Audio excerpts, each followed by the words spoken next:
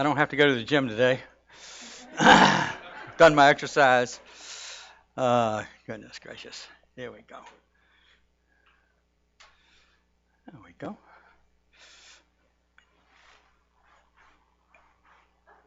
There you go. Okay. Now. All right. I'm getting ready. All right. Oh, goodness. You know, we've really been on a journey for the last, we're on a journey for our lifetime, but we've been really focusing on a journey called Daring Greatly for the last few weeks. And as we've focused on that journey, what we've done is we've used the book Daring Greatly by Brene Brown. And one of the things we've done, which we don't sometimes do in Unity, is we've really focused on some of the things that get in our way. For example, the first week that we talked about this, the first week Patty talked about it, and what she talked about was her journey and the courage it took for moving from being a minister in another denomination into Unity, which has a little different thought and a little different way of seeing things, but as she began to see that, feel that, and experience that, she knew she had to make the change after 30 years in being in another denomination. And then we started to talk about some of the things that we have to deal with in today's world and how we have to step up and face them in order to heal them and recognize them. And the first Sunday we talked about not enough, that we live in a culture of not enough. That in the 50s and 60s, when I was raised up, in 50s in particular, we always thought there was plenty. We always thought there was more. We always thought things would be better in the future. Today, many times our young people and many times people of all ages are starting to believe there's just not enough. And because there's not enough, they start to believe they are not enough. And as that culture takes place, which isn't true, we know that there's plenty of everything, but we fool ourselves as we get caught up in the world. So what we then talked about the following week, hoping to improve it a little bit, was shame. Okay? And we talked about shame, and we talked about the idea of shame, and that many times we are raised up in such a way that we're taught to hide our shame, to hide our mistakes, because we don't think we're good enough, because we don't think we are enough. And that shame creates an ability within us to judge others, because if I can point at you, I don't have to look at myself. It creates within us the ability to not only judge others, but to blame others. You see, I can take my shame and turn it into blame, and I feel better about myself maybe because I'm hiding it. And also, it gives us that ability to defend ourselves and say we are right no matter what. Because we never want to give up being right. That's really important to us many times. Whereas the truth is we always are right, we just aren't aware of it at times. And so we looked at that, and then we looked at what would it be like to live life from the standpoint of being vulnerable, from the standpoint of taking risk, from the standpoint of saying it's okay to make mistakes. It's okay for what I've been through. That all I'm doing is having an experience where I am growing, where I am becoming more aware of who and what I am, and that these things are not baggage for me. These things are not a challenge for me. And so what we want to do is kind of finish up this series with the idea today that we dare greatly when we live from the heart. What would it be like to paint your world like the colors of the wind? To be free, to be able to do that. To understand what's really important in your life, what you should focus on, what you should be, and how you should be. To step into that place in the heart, which is truly spirit. To step in that place where you are guided by spirit, you live in spirit, you become spirit, you are spirit, you know it. And so what we've been taught to do, you see, is hide our feelings. We've been taught to build a wall, if you would, around our heart to protect ourselves so we aren't heartbroken. You've heard that. To not take the risk, to not be vulnerable. And that wall that we build up, you see, holds us in bondage. And our transformation is all about breaking through the wall and experiencing the truth of who we are and what we are and how we exist in this human condition.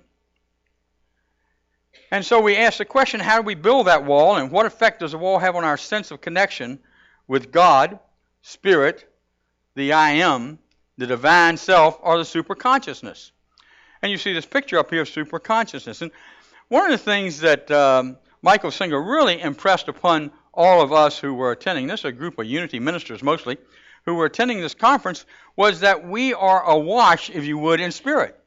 We are spirit. There's nothing else. But we think we're everything else. And we forget that because we become of the world. We get caught up in the world. We get caught up in the idea that we are something less than spirit. It's really hard for us to accept the fact that we are manifestations of God.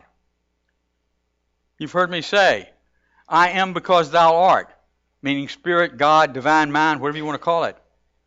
And thou art because I am, which means that I am in the position of being that expression of God. I've been manifested, and I can manifest as God because I have been created through God.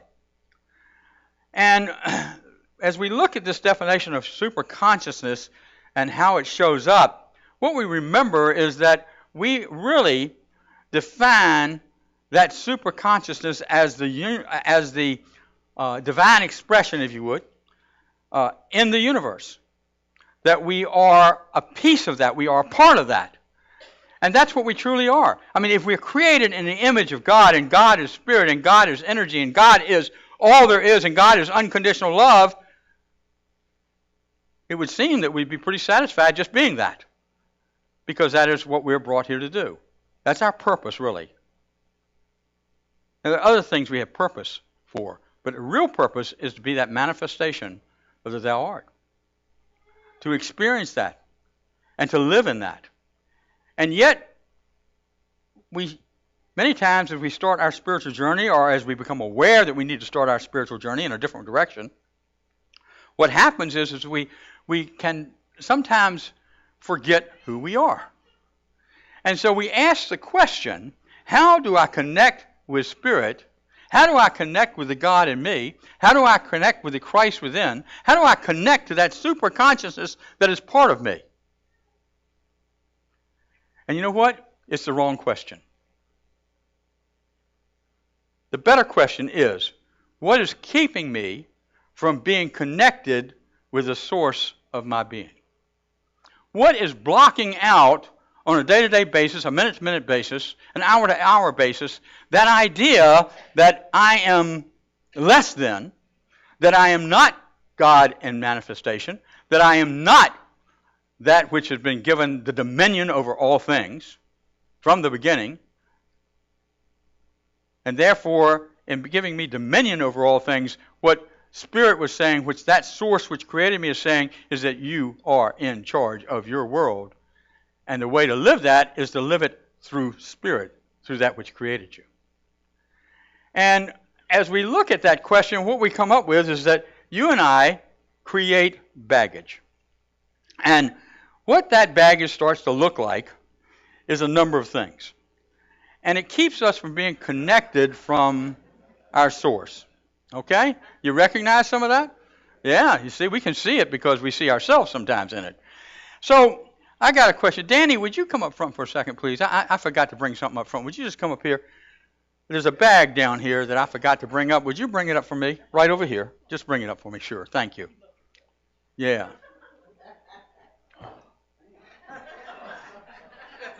Oh, yes, you've got some heavy baggage, haven't you, Danny?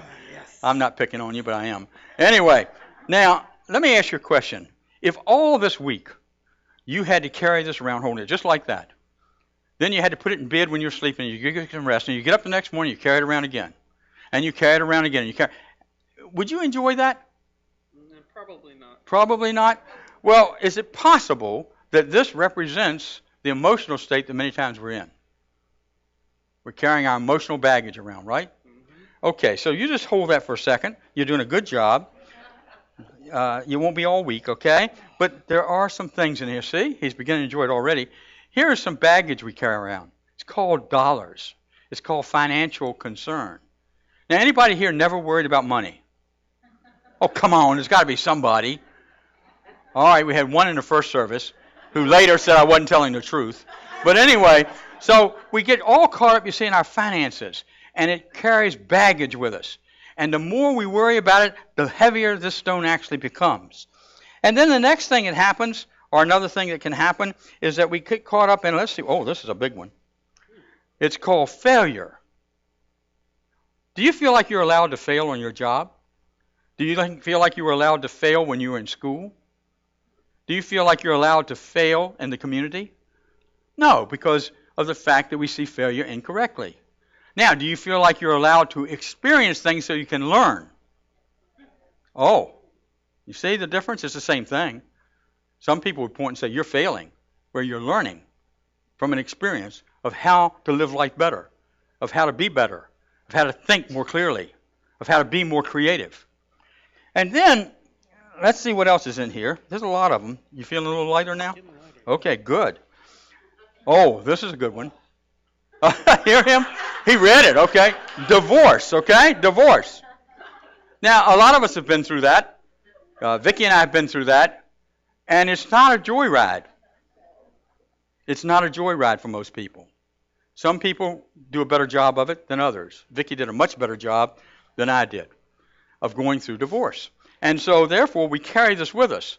But what happens is the emotions of going through that still stick with us. Oh, we get the divorce, we get the papers, but we don't sign off on the emotion. And if we're not careful, it really, really breaks us down, and we carry this weight around us for years. There's more. Oh, there's more. Yeah. Oh, yeah. Here's another one here. Okay. This is anger. You see, when we have this kind of stuff, we become angry. We blame God. We blame ourselves. Mostly we blame ourselves.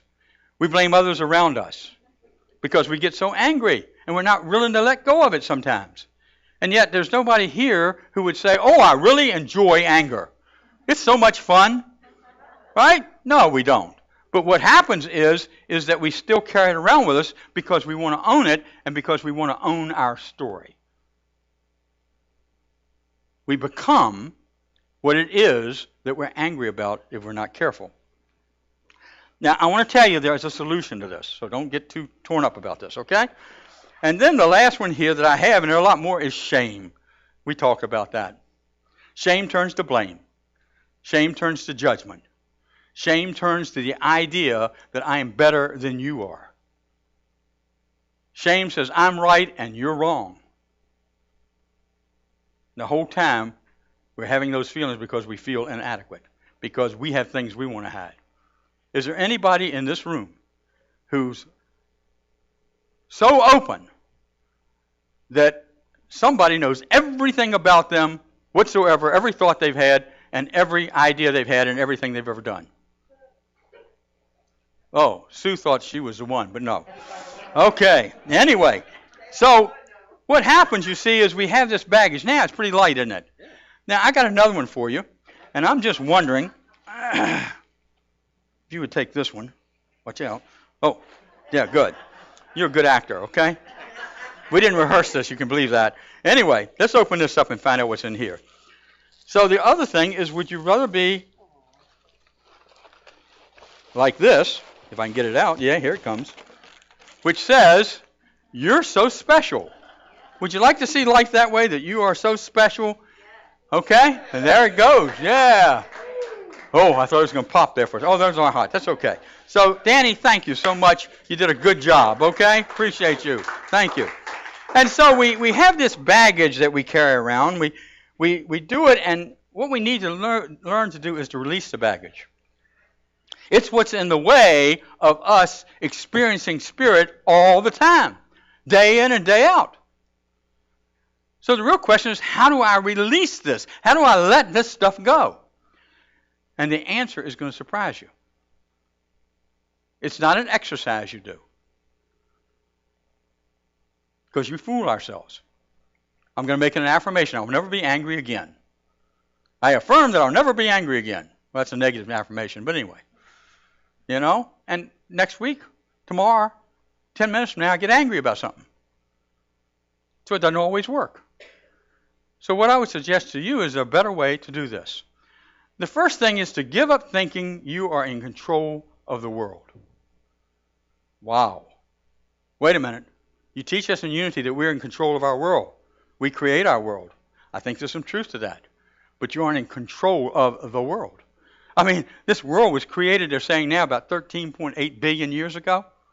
It evolved into what it is today. We have 2 trillion galaxies now in the universe, they're saying. They used to say it was 200,000. 2 trillion galaxies.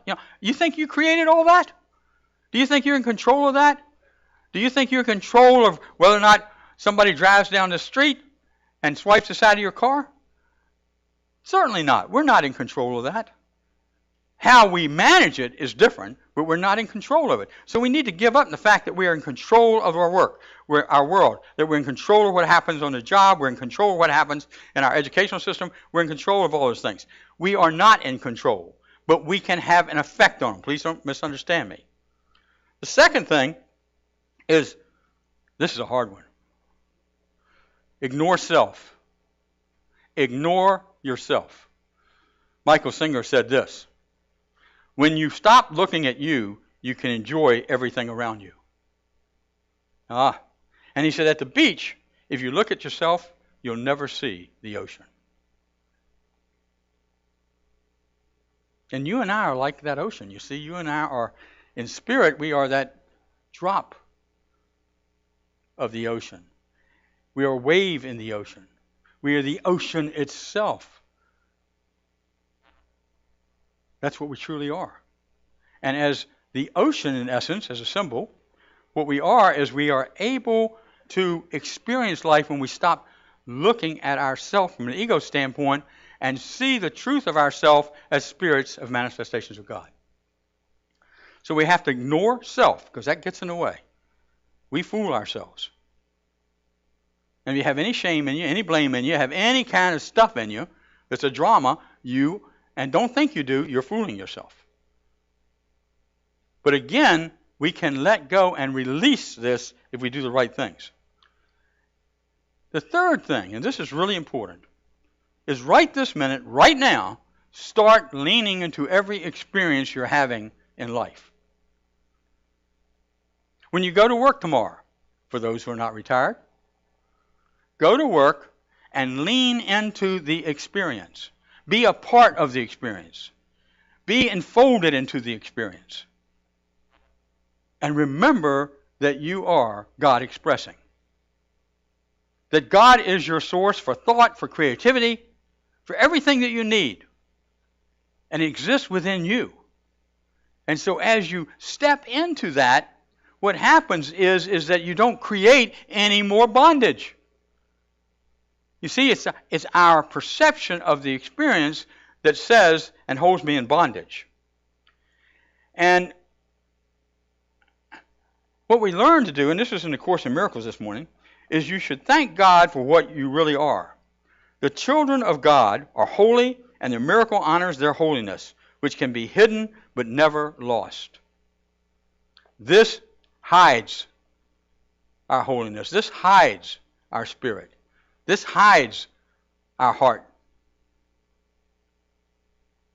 But spirit, God, that which is, the experiences that I'm having that are truly sacred, when I step into those and embrace those, you see, it has more meaning and I can grow. And I don't carry it with me. I don't carry the baggage with me.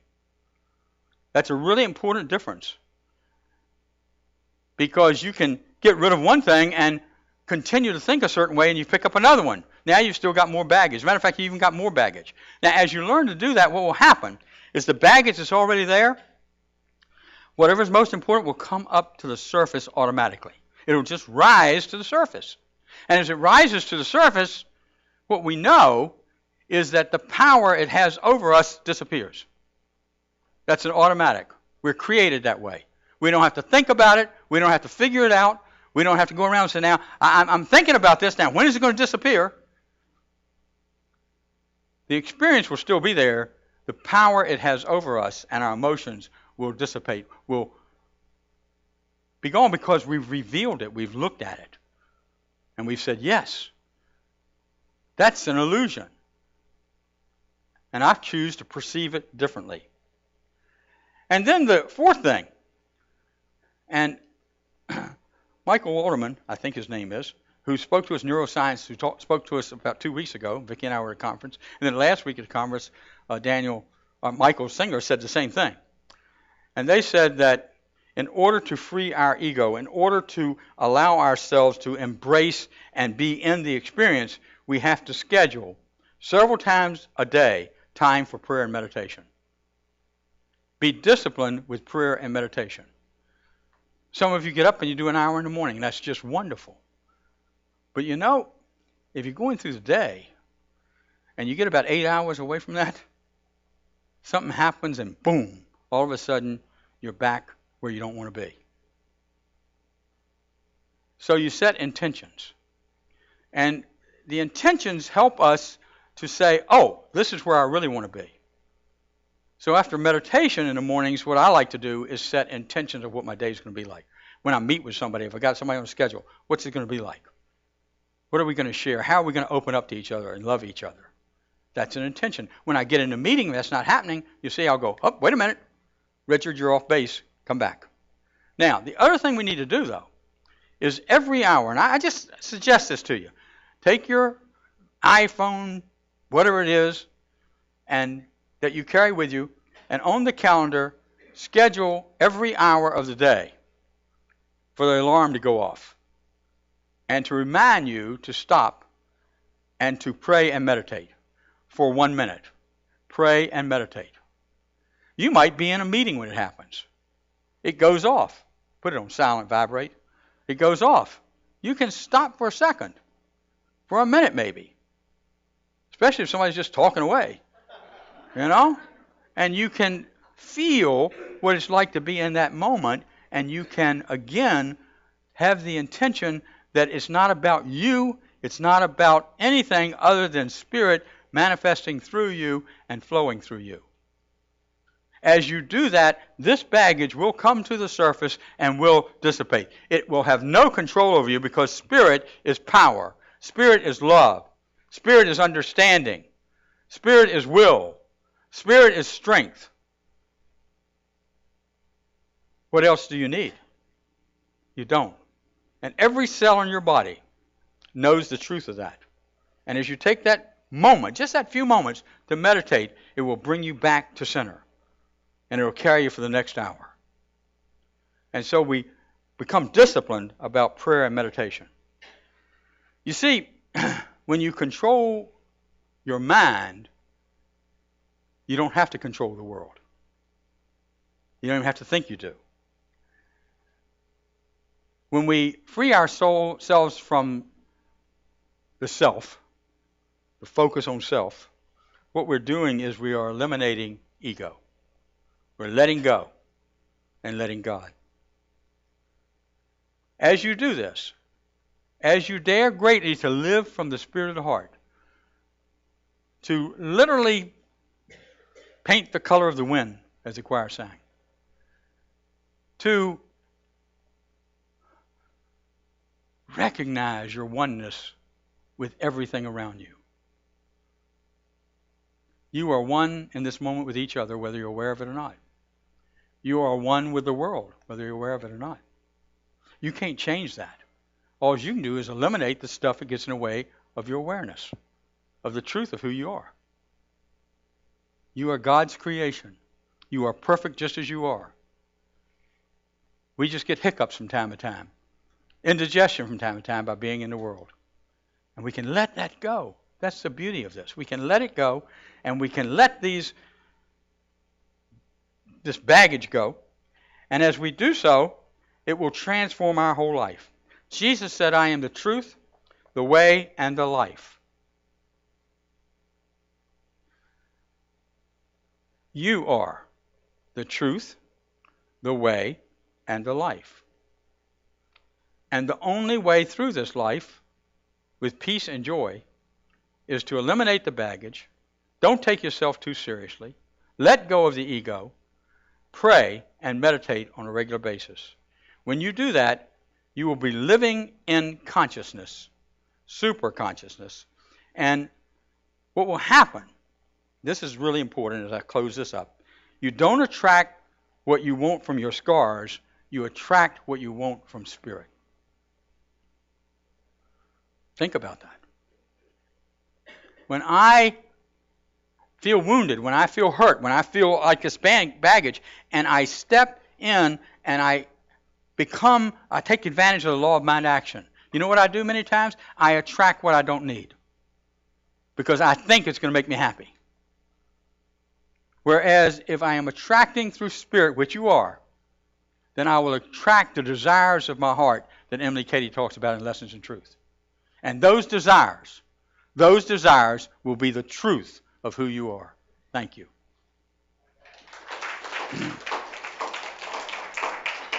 Okay.